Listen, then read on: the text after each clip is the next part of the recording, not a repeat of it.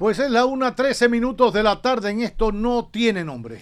Así es, y el segundo gobierno del presidente Luis Abinader cumplió ayer sus 2 años y 6 meses de haber asumido, pues el presidente, el poder específicamente en este 2026, ya se cumplieron los 2 años. Para analizar estos 2 años en materia de política, economía también, ¿por qué no? Estaremos hablando con Miguel Collado Di Franco, quien es economista y vicepresidente ejecutivo del Centro Regional de Estrategias Económicas Sostenibles. Muy buenas tardes, bienvenido, un aplauso para usted. Bien. Gracias por acompañarnos, don Miguel. Gracias. Hacía tiempo. La última vez había sido allá, en la de Filló. No, había sido vía virtual. Vía virtual. Lo hicimos de su oficina. Sí, esa fue en varias ocasiones. Pero cara a cara, allá en la de Filló. Tienes razón. Hace tiempo, hace un tiempito. Gracias por tenerme aquí. Espero que no haya sido por problemas económicos que no haya podido llegar a la cabina. Afortunadamente no. Afortunadamente que no. Mire, déjeme hacerle esta pregunta. ¿Alguno de estos cambios que se han producido hoy, anunciados ayer y que comienzan a gestionar, tocan instituciones esenciales en materia económica para el gobierno, por lo que representa un Ministerio de la Vivienda, en la ejecución del presupuesto, en las obras, etcétera? También un poco la autoridad portuaria por todo el desarrollo que va teniendo. ¿Tiene alguna importancia el propio ministro de Energía y Minas, que fue destituido de alguna manera y pasado a presidir el Consejo de Distribuidora de Electricidad o algo por el estilo? ¿Estos cambios tienen algún peso importante en materia de la política económica que lleva el gobierno hoy en día? Eso está por verse. Está por verse. Sí. Porque hemos estado por 2 años viendo cuáles van a ser los cambios y siempre nos quedamos esperando, o los cambios que se producen en realidad no satisfacen en cuanto a los temas estructurales del país. Entonces yo te diría, el cambio de Joel Santos, de todo lo que me mencionas, es interesante porque tiene una responsabilidad muy grande, definitivamente. Estamos hablando de... el año pasado fueron más de 1.600, 1.700 millones de dólares de transferencias a la sede. Esto quiere decir que es fácilmente el 40% del déficit que tú tienes en un año, o por lo menos anterior a este año, que todavía no sabemos cuánto van a ser esas transferencias, y el compromiso de mejorar el sector en consecuencia. Ahora, ¿se harán esas mejoras siendo ese un tema muy político? Ahí es que me refiero, que todavía estará por verse. Es un excelente profesional, ojalá tenga oportunidad de poder hacer algunos cambios significativos. ¿Cuál considera usted que es el principal problema estructural en materia de economía que aún tiene el gobierno pendiente, o sea, que no ha logrado superar? Mira, la parte fiscal es importantísima. Yo te diría que si vamos a analizar o evaluar a una administración, lo hagamos desde 2 puntos de vista objetivos. 1, ¿ha sido capaz de implementar reformas estructurales? Y 2, ¿qué tan bueno ha sido manejando los recursos públicos, los recursos administrándolos? Porque una cosa es que tú puedas recaudar y otra cosa es que puedas administrarlo bien para no tener que incrementar el endeudamiento y los déficits. Entonces la parte fiscal sigue siendo la debilidad en República Dominicana. Nosotros, si tú tomas una serie... Escúcheme que lo interrumpa. La debilidad en la parte fiscal, ¿por los instrumentos para recaudar o por la incapacidad de formalizar a la mayor cantidad de empresas? Mira qué pregunta, mira cómo tú formulas la pregunta, porque siempre pensamos desde el punto de vista, de los impuestos, de la extracción de recursos a empresas y a hogares. Hay que ver la parte fiscal desde el punto de vista del gasto también. Porque el gasto es el que te genera las necesidades de ingresos y cómo tú quieras manejar el sistema tributario. ¿Qué sistema tributario tú quieras? Entonces, un dato interesante es que vamos a tener de los últimos 35 años estos 5 últimos, incluyendo el 26, van a ser los únicos consecutivos en que vamos a tener un déficit de 3% del Producto Interno Bruto o superior. El año pasado fue de 3.5. Sí. Este año, según las autoridades, de acuerdo al presupuesto reformulado, será de 3.3. Entonces, ¿por qué hay que tener en cuenta los ingresos y no solamente, el gasto y no solamente tener en cuenta los ingresos? Porque si seguimos con la costumbre de que ahora que se hizo una modificación impositiva con la ley 3026, si las autoridades tienen los recursos que dijeron que iban a recaudar, o como quiera, van a tener más recursos. Pero si siguen el rastro a la tradición de, al gasto, al incremento del gasto, es decir, yo voy a perseguir ese incremento del gasto, voy a seguir gastando o voy a tratar de gastar incluso más, ojalá no suceda así, pues seguiremos con esos déficits que son los déficits, se traducen en financiamiento y la mayor parte del financiamiento obviamente es deuda. Entonces, la parte fiscal, control del gasto y realizar una reforma estructural, tributaria, por las razones correctas que no se ha hecho. Porque República Dominicana, ni siquiera lo que se hizo ahora. No, se perdió una oportunidad y eso lo sabe todo el mundo, definitivamente. Eso es solamente para tratar de recaudar ese medio punto porcentual del PIB y llegar hasta el 28, así es como lo ve todo el mundo. Y entonces luego tendremos que abocarnos a una reforma verdadera. Y cuando digo una reforma verdadera, siempre hemos dicho desde el CRES, por las razones adecuadas. Las razones adecuadas son simplificar el sistema tributario y que de verdad sea un sistema tributario que promueva la competitividad. Esto que tenemos no lo es, y estas transformaciones o estas modificaciones que se hicieron, es cierto que hay algunas positivas definitivamente, pero en su mayoría siguen haciendo complejo el sistema tributario, y lo que estamos diciendo es que la próxima reforma va a tener que eliminar, o la que se haga de verdad, va a tener que eliminar las distorsiones que existían antes y las que se introdujeron ahora. Entonces, eso que esté pendiente, pero yo insisto, el gasto es un tema que hay que tratar en República Dominicana. Y tiene que ver con el sector eléctrico, tiene que ver con los subsidios, tiene que ver con muchas cosas. Vuelvo al sector eléctrico, y qué bueno que lo menciona a propósito del nombramiento de Joel Santos al frente de esa esfera. Porque me gustaría profundizar un poquito, sobre todo para que la gente y la audiencia lo entienda. Y quizás de esta manera lleguemos a la conclusión que a veces no son las personas, sino las políticas que envuelven a esa persona convertida en funcionario a la hora de asumir un rol. Con esto quiero decir, pues lo digo por lo claro, porque don Celso Marrancini quizás pueda trascender en la historia como el patico feo de la historia de la electricidad y eso, y quizás cada ser tiene su manera de administrar, de asumir liderazgo, y eso es una impronta importante, pero la política alrededor de ese liderazgo quizás defina un denominador común para cualquiera que pase por ahí. Porque si al final, y esta es una opinión y la pongo a consideración suya, si al final no se toman decisiones en el sector eléctrico, perfecto, disminuyeron los apagones, tenemos un exceso hasta de generación para venderle esta electricidad ahorita a Puerto Rico, pero si seguimos sin cobrar, o seguimos sin realmente aplicar una ley de energía o de electricidad como va y que la cumplamos toda, da lo mismo que pase Juan, Pedro, Joel, Celso, el que sea, si seguimos pidiendo prestado para subvencionar o subsidiar la electricidad, porque no somos capaces de cobrarla, da lo mismo a quien pongan allí. No sé, es mi apreciación. ¿Qué cambios se necesitan en ese sector independientemente de poner a Juan o a Joel?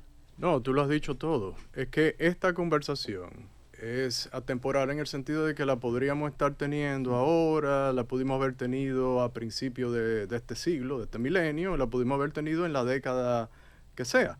O sea, siempre es recurrente.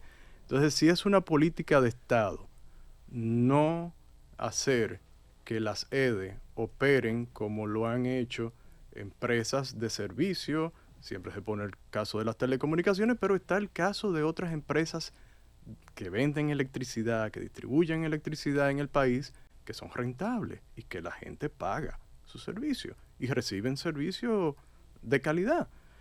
Entonces, mientras sean decisiones políticas, como tú lo has dicho, pues no vemos una solución.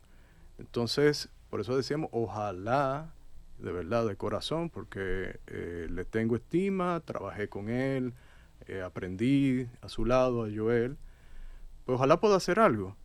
Pero de nuevo, si no hay el interés, y yo no sé si existe el interés estando ya a mitad de gobierno, porque ¿cuál sería el interés de mejorar la sede? Tú mencionaste cobrar la electricidad, porque por ahí es que viene el tema de las transferencias, no es otro. Claro. Es que es muy fácil, o sea, si tú tienes conocimiento, si tú tienes garantizado más bien que te van a hacer una transferencia del gobierno central, pues ¿qué esfuerzo vas a hacer para echarte de enemigo a la gente del barrio que le fuiste a cobrar? Y eso se ve como un costo político. No, pues yo prefiero asumirlo, dividir el costo entre todos los ciudadanos, los endeudo, los pago con sus impuestos, que al fin y al cabo el dinero es fungible, y recibo la transferencia mensualmente y administro de esa manera cada una de las sedes. Eso es lo que se ha hecho. En los primeros años... Y ojalá y no se siga haciendo. Llegará un momento en que yo entiendo que habrá una transformación. Pero ¿en qué momento? Pero no sé si es ahora, y me parece que no. Bueno. En los primeros años de esta gestión se hablaba mucho de crecimiento económico. Un crecimiento económico exponencial y muy realmente para algunos hasta cuestionable. ¿Por qué ese crecimiento económico no se traduce directamente en el bolsillo del ciudadano común de República Dominicana? Bueno, buena pregunta. Tú tienes que... voy a olvidarme de los 2 años de 20, 21, 22, ya nos recuperamos de la pandemia. Año 2023. ¿Qué pasa en el 23? Crecimos muy poco, 2 y un poquito. ¿Qué sucede ahí? Pues las autoridades monetarias tienen que intervenir. ¿En qué sentido? Como se acuerdan de la liberalización de encaje legal, las facilidades de liquidez rápida, que fue mucho dinero para tratar de estimular la economía artificialmente. Pero también hubo un presupuesto reformulado a mitad de ese año del 23, también con la intención de incrementar el gasto público de capital específicamente. ¿Por qué? Porque tú puedes tener una economía que expresada por el PIB te esté creciendo, pero eso no quiere decir que eso es crecimiento económico entendido como que el crecimiento económico es la creación de bienes y servicios que van a satisfacer a las personas, y eso conlleva un proceso de contratación de esos mismos ciudadanos y todos se involucran, inversionistas, quienes aportan la mano de obra, consumidores, etcétera. Pero cuando tú tienes esas carencias que tienes que intervenir artificialmente desde la parte monetaria, desde la parte fiscal, eso te manda una señal. ¿Cuál es el principal empleador de personas en el sector o en la parte formal de la economía? El Estado Dominicano. Nosotros publicamos ese dato hace unas 2 o 3 semanas en nuestra página semanal que tenemos en Diario Libre. Entonces, ¿por qué no se siente? ¿Por qué no se han hecho verdaderamente esas transformaciones que conlleven a eso que describí anteriormente? Entonces, cité el 23, pero el 24 también tuvimos lo mismo. El año pasado recordamos que en mayo también las autoridades monetarias tuvieron que poner a disposición del público dinero a unas tasas más baratas, y aún así apenas crecimos como un 2%. Entonces, este año estamos creciendo más, pero no ha sido por las políticas sanas, las políticas de nuevo, de la parte que vendrían de haber transformado las estructuras, tal vez en el 24, pero preferiblemente antes. Y esto no es solamente algo de este gobierno, es una deuda acumulada de las administraciones que se han sucedido desde las últimas transformaciones serias, digamos que de peso estructurales, fueron en los 90. Sí. Entonces tenemos un déficit, que afortunadamente la economía está diversificada, siguen llegando turistas, la zona franca le ha ido bien, pero mira... la minería nos ha ido bien. La minería nos ha ido bien, pero fíjate esto, minería, que lo menciona, tiene su es básicamente una empresa, sí, y tiene su propia ley. Claro. Ajá. Zona franca tiene su ley. Claro. Si no existiera la zona franca. Y cuando digo si tiene su ley, es que tiene... Está regulado incluso. Que tiene sus incentivos, porque claro, es que nadie va a venir a República Dominicana ahora a pagar el 30% de impuestos sobre las rentas. Pero no solamente eso, muchísimas otras cosas. Tú me preguntabas, volviendo anteriormente al tema de cuál es la reforma más importante, pero también está la laboral. Claro. Que tiene mucho tiempo. Que quedó pendiente ahora. Claro. Y pasa de mano en mano y finalmente no se aprueba ni se modifica nada. No se hace nada. Entonces, vamos, decía minería, zona franca, turismo, tiene también sus incentivos. O sea, ¿a dónde voy? Es que se lo están diciendo los empresarios. Si yo voy a República Dominicana a invertir, no voy a ir en las condiciones en que está ahora mismo el ambiente de negocio. Hay que hacer modificaciones.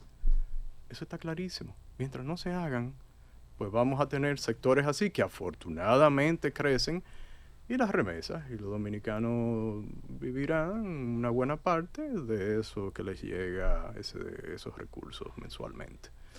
Así es que va la economía. Que tiene su debilidad, porque claro, ya sabemos cómo va Estados Unidos políticamente, administrativamente, para no hablar del tema financiero y del la Reserva Federal, etcétera. Y todo eso condiciona, porque si usted se le hace la vida más cara en Estados Unidos para vivir, no es verdad, por muchos sacrificios que usted haga, usted podrá mandar más dinero para acá.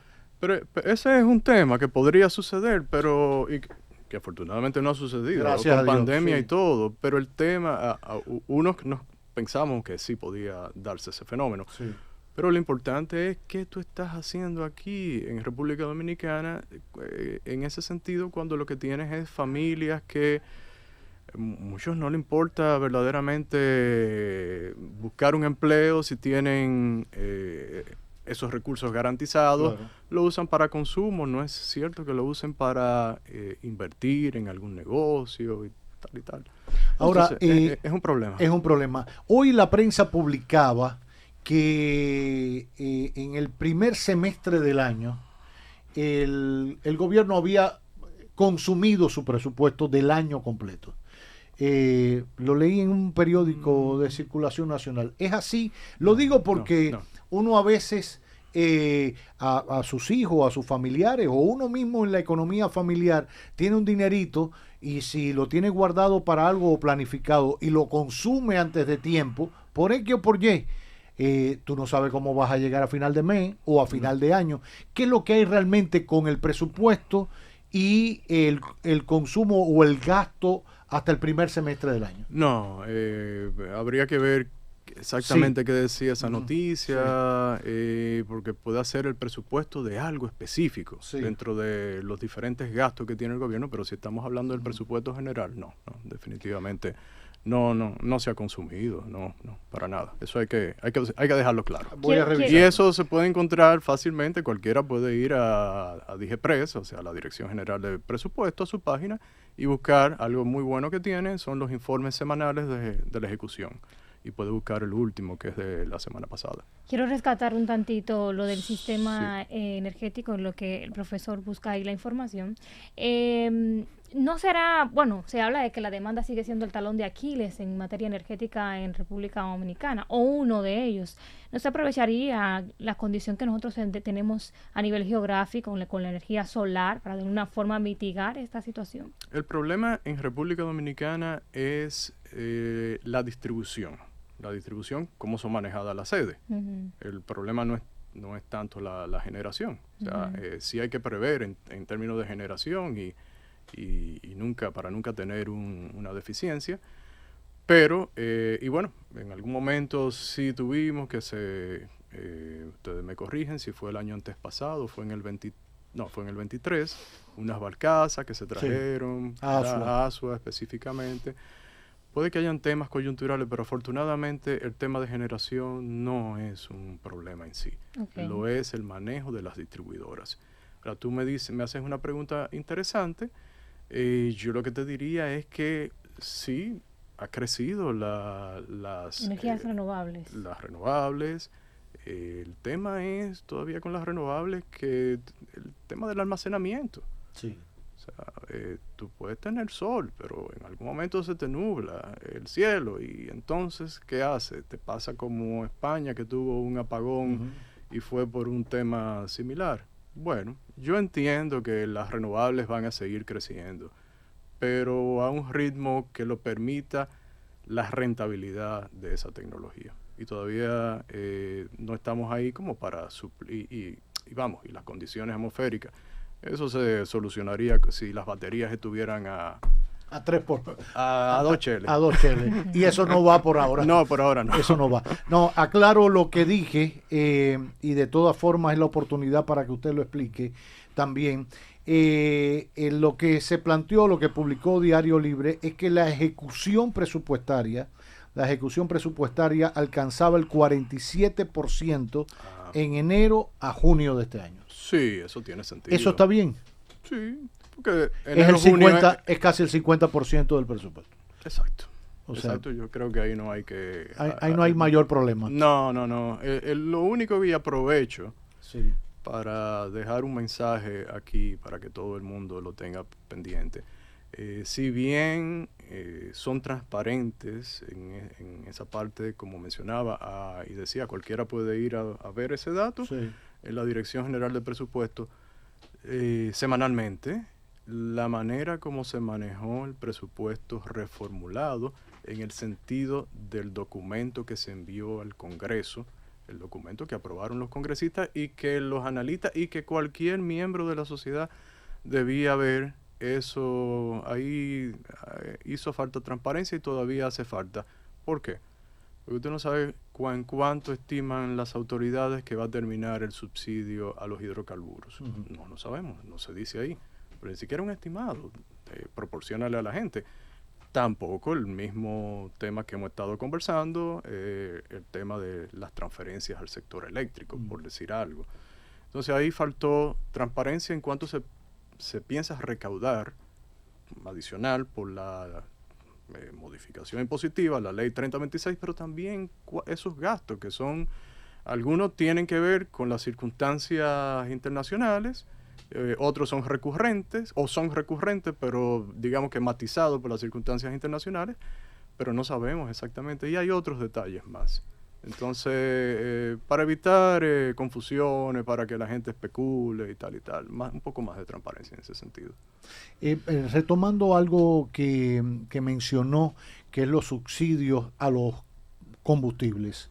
Y por supuesto, para que el precio llegue de alguna manera diferenciada y al final llega subsidiado a todo el mundo. Y siempre ha habido el detalle si se subsidian a las personas o al producto, porque lo mismo echa combustible el que va a recoger unas frutas, verduras y no sé qué, y repartirla, que el que se va para casa de campo de vacaciones. Pero es una fórmula complicada. Una parte es eso, pero otra, cómo se llega hasta el precio final de esto. Y en medio de todo este proceso, el gobierno ha congelado ciertos precios por el tema del estrecho de Hormuz. Ahora le subió 3 pesos, creo que a la gasolina regular o algo por el estilo. Y dijo que lo mantendría congelado por 90 días. Ya no es hora de sentarnos y acabar de definir cómo tratar el tema de los hidrocarburos y los combustibles en el país, vaya el precio a donde vaya, porque tratamos de contener y el tema de los subsidios para que la gente no se tire para la calle y esa historia, y hace tiempo, gracias a Dios, pero yo creo que hay otras maneras de hacerlo sin que desangremos la economía, porque al final eso que nos están subsidiando nos lo van a cobrar por otro lado, literalmente. Por supuesto. Pero, ¿qué hacemos con eso? Por supuesto, pero la misma modificación tributaria tiene vocación de financiar esos subsidios. Por eso lo decía específicamente, porque son muy importantes. Subsidios que tú acabas de mencionar y elaborar la pregunta muy bien, y el tema eléctrico, entre otros. Entonces, dime, ¿cuánto va a costarnos más? Entonces, de ese dinero que tú piensas recaudar, ¿cuánto es que vas a gastar en esos subsidios generalizados? Entonces, obviamente, hace mucho tiempo que debimos haber tenido un cambio en la política, digamos que energética, específicamente en la parte de los carburantes. Sí, debimos haberlo tenido, y el tema de los impuestos a los mismos. Es posible que cuando tú compras un galón de gasolina, está bien, te están subsidiando, pero es más del 30% que tú estás pagando en impuestos. Eso la gente lo tiene que tener claro. Entonces te subsidian, pero tú pagas el 30% o más. Entonces, ¿qué está pasando aquí? Eso no lo vamos a resolver ahora en esta conversación, pero la respuesta es, los tiros van por ahí, por introducir competencia en el mercado de hidrocarburos, diría Que no yo. le existe. No, bueno, sí, pero cuando tú tienes márgenes preestablecidos, pues anula buena parte de la competencia, por supuesto. Entonces, hace falta esa conversación y dejarnos de tanto populismo, porque la gente, los precios transmiten una realidad. Claro. Y la realidad es que hay una escasez en el mundo por una circunstancia de una guerra provocada por quien sea, que se está produciendo por allá en Medio Oriente. Entonces, si tú a la gente le dices, no, mira, la cosa no está tan mal, porque el precio no se lo transmite, pues vamos a abusar del sistema. Entonces no vamos a racionar nosotros mismos, vamos a ser educados en el sentido, independientemente de que el tema del tránsito sea un desastre, pero en términos de, si queremos, tú mencionabas el viaje por carretera a tal y tal sitio, etcétera. Entonces, sí, eso está pendiente. Entonces, ¿cuáles serían los retos y desafíos ya en lo adelante? Usted ahorita señalaba que estos cambios que se produjeron apenas son 2 años de gestión. Quizás no sean con una visión de cambio como tal, que impacte inmediatamente, sino quizás por el momento. Pero a futuro, luego de las elecciones del 28, ¿cuáles retos quedarían pendientes en materia de economía para República Dominicana? El principal, les reitero, es el tema en la parte fiscal. Por la parte de los ingresos, hacer una reforma adecuada que simplifique el sistema tributario, sea menos oneroso y podamos ser más competitivos en términos de atraer inversión, ya sea que venga del mismo país o de fuera, y que no sean necesarios regímenes especiales para, como ya anteriormente mencionábamos, algunos de ellos. Incluso una empresa que tiene su propia ley, la ponía como ejemplo, y no es que esté mal, es simplemente que es la realidad. Si no, tal vez no tendríamos la minería que tenemos ahora si tuvieran enfrentado al régimen normal. Entonces ese es un tema, pero por la parte del gasto hay otro. Se necesita no control en el gasto, porque eso siempre nos lo van a decir, y nos van a decir como... Porque incluso ocurren cosas en medio del camino que se escapan de la mano, alguna catástrofe, algún fenómeno atmosférico y demás. Muy bien, pero en otros países... ¿Tienen su plan de contingencia? Están reduciendo el gasto. En Chile el nuevo presidente así lo puso, así lo dispuso. Las mismas autoridades dominicanas dijeron, vamos a tomar 40,000 millones, esto fue a finales de abril pasado, 40,000 millones y vamos a destinarlos a gastos relacionados con esta coyuntura. Pero si me voy un poco más para atrás, cuando empieza esta administración, la que lleva contando los 2 años, en el 24, ¿cuál fue una de las principales medidas, de las primeras medidas que se anunció era la fusión, eliminación de ministerio, instituciones del Estado. Duplicadas. Y eso se ha hecho. ¿Hemos tenido los ahorros que se prometieron? No. Entonces, ahí no había crisis. Claro. Entonces, hay que tomar eso muy en serio. De verdad que sí. Porque la deuda puede llegar hasta un punto. El tema laboral es importantísimo. O sea, necesitamos un mercado laboral más flexible. Las regulaciones. Hay muchos sectores que se quejan, pero yo creo que la economía en sentido general está muy regulada y la permisología se presta para muchísimas cosas, y ustedes lo saben. O sea, y te demora inversiones y te demora un permiso que está aquí, tal vez haya buena fe, no necesariamente que se detuvo acá, pero puede permanecer en una oficina, un escritorio durante un tiempo valioso para un inversionista y valioso para la economía, para quien va a obtener un empleo de esa inversión. El tema eléctrico, eso es 1A. Ahí no hay que hablar más nada. El tema energético, si lo queremos englobar también la parte de los hidrocarburos, hay mucho que modificar aquí. La parte previsional, sistema de pensiones, hay que hacerle revisión. Hay una buena agenda. La educación, estamos echando a la basura en términos relativos una buena parte de ese dinero que se gasta, 4%, no lo estamos aprovechando. Entonces hay que decidir qué es lo que vamos a hacer. Hay una agenda buena pendiente. Una última pregunta. Usted ahorita hablaba de la diversificación de nuestra economía.